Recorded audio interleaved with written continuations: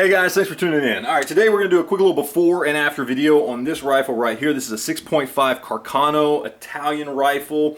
This is a shorter carbine length version of the rifle. Old milsurp, kind of a World War II and a little bit after era rifle. A pretty common rifle. These used to be very common in the United States because there were a lot of them being shipped in. Not quite as common as most Nagants. But still pretty common, fairly inexpensive. You can pick these up usually in the $100 to $150 range at places like Gunbroker or your local gun shop or whatever. The 6.5 ammo is a little hard to find and sometimes can be expensive, but you can get lucky on it.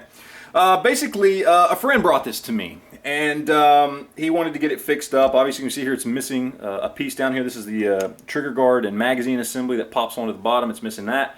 I've got that ordered, ready to come in. And I'm also going to go ahead and get it cleaned up for him. Now, the only thing I don't know for sure if I'm going to do is the stock itself. I don't know if he wants to get the stock cleaned up or not. He might want to just leave it the way it is. But it's got a lot of rust. I know it's hard to tell in this lighting, but a lot of rust, a lot of pitting. The bolt is just bad. A lot of rust all around the chamber, all down the barrel. Front sight's all rusted up. The butt plate is horrible. It's just completely rusted and pitted. The stock really does need to be reworked, but again, you know, I don't know if I'm actually going to end up doing that. Yeah, so here's the before, and when we pop back on here in just a second, we'll get to see the after. So hang on. Alright guys, well there you go. It is all finished up, and I want to walk you through here what I did to it. But one thing you wouldn't know from watching the video is it is now 4 weeks later from when I filmed the first part of the video, because it took that long to get this part right here, the trigger guard and magazine assembly. I ordered it from two places. One place canceled the order after about 3 days because they didn't have it in stock. The other place waited almost 2.5 weeks before they canceled the order to say they didn't have it in stock. So then I ordered it from another company called Liberty Tree Collectors. Great company. They have a ton, I mean a ton of milsurp stuff in stock all the time. And they had it in stock. I even called to verify. They said, yep, it's on our website. We got it in stock. And they sent it out to me. I got it in about a week, about 7 or 8 days.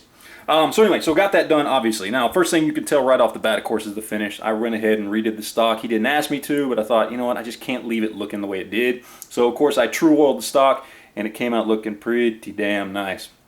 And, of course, all the rust removal. I mean, this barrel was covered in rust and the sight and everything else. There was rust all down the barrel. So a lot of steel wool, a lot of oil, a lot of solvent, a lot of scrubbing, and I got the rust off. Then, of course, I went back and polished the bluing that was left on it, which is real easy to do. You just get steel wool and oil, and you just polish it. And that's really all you're doing. And it does lighten up the bluing a little bit. It's not as dark as it would have been brand new, but it makes it look nice and shiny, and you know, keeps the bluing looking fresh. Of course, got all the rust off the bolt.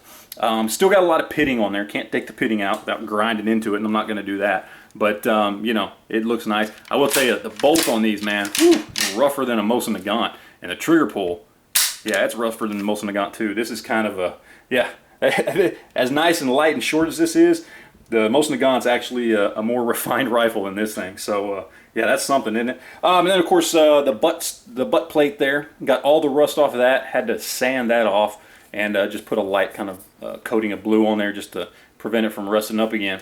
And so there you go, guys. That is it, all finished up. I think the guys only got like $45 invested in it, and that's mostly just for that part right there that I had to track down. So not bad for $45. You got a good working rifle. So hey, man. These seem to be pretty good. So anyway, that's it, guys. Appreciate you guys watching. Questions or comments, leave them down below, and we will, of course, talk to you later. Thanks.